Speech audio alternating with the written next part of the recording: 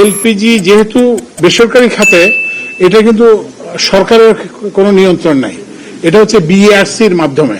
আগে আমাদের দেশে ইরান থেকে এলপিজি আসতো এবং এগুলো আমাদের কিন্তু আগেও জানাইছিল যে ইরান থেকে এরকম এলপিজি, যেহেতু যুক্তরাষ্ট্রের নিষেধাজ্ঞা আছে।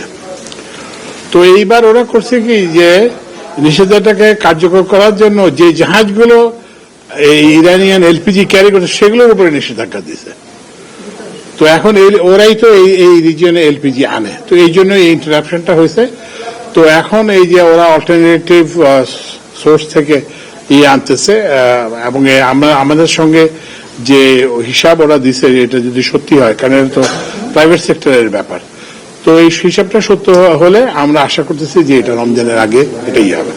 আর পাশাপাশি ভাবে আমরা বিপিসি কে অনুমতি দিছি। এখন এখানে দুই ধরনের আছে, যারা নিজেরা আমদানি করে এবং সবকিছু বটলিং, আমদানি থেকে বটলিং পর্যন্ত সবকিছু করে। আবার কিছু আছে যারা আমদানি করে না, কিন্তু ওই যে স্টোরেজ এবং বটলিং করে। তো এই বিপিসি কে যে আমরা অনুমতি দিছি, তো বিপিসি এখন তাদের কাছ থেকে একটা রিকুইজিশন নিছে যে তারা কি পরিমাণ এলপিজির আবার একটা সমস্যা হলো যে ওই অল্প কোয়ান্টিটি কেউ দিতে চায় না আর কি, একটু বড় কোয়ান্টিটি। তো সেগুলো এগ্রিগেট করে বিপিসির মাধ্যমে আমরা আনার জন্য বিপিসি কে অনুমতি দিয়ে দেওয়া হয়েছে। তো আমরা আশা করতেছি যে রমজানের আগে আশা করি এটা হবে। এখন ওই যে রিটেলের পর্যায়ে যে দাম বাড়তেছে, এটা হচ্ছে সিম্পল সাপ্লাই ডিমান্ড দিয়ে জন্য, চাহিদা বেশি কিন্তু সরবরাহ কম।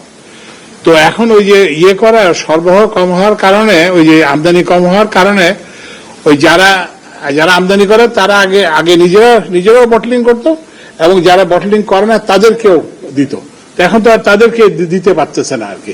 তো ওই জন্য এই যে এটার কারণেই কিন্তু ওই যে আসলেই বাজারে, আমরা মিথ্যা কথা বলার তো কোনো অবকাশ নাই, আসলে সিলিন্ডারের অ্যাভেলিবিলিটি কম। তো সিলিন্ডার অ্যাভেলিবিলিটি না বাড়লে তখন তো এটার একটা সুযোগ নিবেই। তো ওই জন্য তবু আমরা চেষ্টা করতেছি মোবাইল কোড করে নানান কিছু করে যাতে এগুলো মানে যতটা কমানো যায়। প্রাথমিকভাবে আমাদেরকে যে ধারণা দেওয়া হয়েছিল যে এটা এলপিজি অপারেটর অ্যাসোসিয়েশনই বলছিল, ওরা বলছিল যে আমদানি কম হয় নাই। পরে আমরা যখন কাস্টম হাউস থেকে এক্সিকিউটিভ সিস্টেম থেকে যখন ডেটা আনলাম তখন দেখলো আসলে আমদানি কম হয়েছে। তো ওই জন্যই এটা তো একটা ইনফরমেশনটা তো আমাদের একটা ইনফরমেশনের গ্যাপ থাকতে পারে, তো ওই জন্য আমরা ইনফরমেশন গ্যাপটা এখন অ্যাড্রেস করছি এবং ওই জন্যই আমরা বলছি তোমরা কে কখন কি এলপিজি আনবো আমাদেরকে জানাও এবং সেই অনুযায়ী আমরা করতেছি আর কি।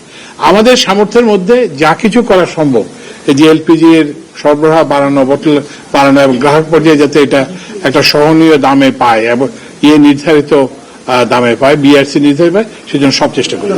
এলপিজি যেহেতু বেসরকারি খাতে, এটা কিন্তু সরকারের কোনো নিয়ন্ত্রণ নাই।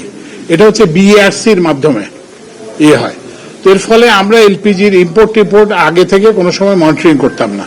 তো ওই জন্য আমরা এখন চিন্তা করতেছি যে আমরা ওই যে বিআরসি এবং জ্বালানি বিভাগের মধ্যে, কারণ এটা তো আমরা আগে থেকে যদি জানতে পারতাম তাহলে তো আমরা ব্যবস্থা নিতে পারতাম, কিন্তু আমরা তো সেই ইনফরমেশনটা আমাদের ছিল না। বাট এখন আমরা একটা সিস্টেম ডেভেলপ করতেছি যাতে করে ওই জ্বালানি বিভাগ এবং বিআরসি একযোগে বুঝতে পারে, আমরা যাতে হঠাৎ করে যাতে এরকম একটা পরিস্থিতির সম্মুখীন না হয় সেটার জন্য আমরা